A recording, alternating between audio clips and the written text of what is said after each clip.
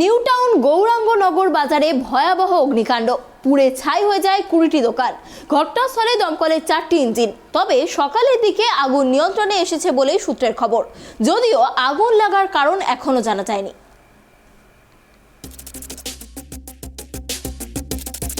মঙ্গলবার ভোররাতে বিধ্বংসী আগুন শহরতলিতে। নিউ টাউনের গৌরাঙ্গনগরের ঢালাই ব্রিজের কাছে আগুন লাগে। প্রাথমিকভাবে জানা গিয়েছে ভোর 4টে থেকে 4:10 মধ্যেই আগুন লেগেছিল।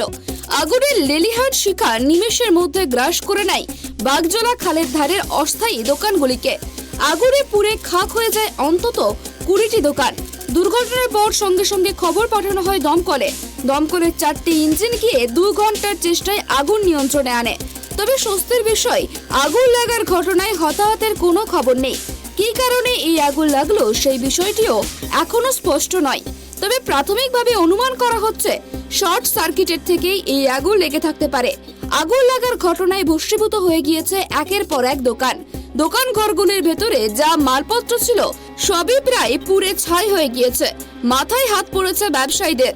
কত টাকার ক্ষতি হলো তা ভেবে কুল কিনারা করতে পারছেন না তারা। স্থানীয় বাসিন্দাদের দাবি, ভোর 4টে নাগাদ প্রথমে একটি দোকানে আগুন দেখা যায়। কিছুক্ষণের মধ্যেই সেই আগুন ছড়িয়ে পড়ে আশেপাশের কয়েকটি দোকানেও। আগুন লাগার ঘটনা চাউর হতেই আশেপাশের লোকেরা খবর দেন দমকলে। দ্রুত ঘটনাস্থলে পৌঁছে যায় দমকলের 4টি ইঞ্জিন, কিন্তু ততক্ষণে অনেকটাই ক্ষতি হয়ে গিয়েছিল। বাগজোলা খালের পাড়ে পরপর 20টিরও বেশি দোকান পুড়ে ছাই হয়ে গিয়েছে। ভোর হতেই দুর্ঘটনাস্থলে ভিড় জমে। তবে স্বস্তির বিষয়, ভোররাতের এই ঘটনায় সেই সময় দোকানে কেউ ছিলেন না। না হলে আরো বড়সড় কোনো দুর্ঘটনা ঘটার সম্ভাবনা ছিল বলেই আশঙ্কা করছেন অনেকেই। ঘটনার পর এলাকায় চাঞ্চল্য ছড়িয়ে গিয়েছে। দমকলের কর্মীরা আগুন লাগার কারণ খতিয়ে দেখছেন।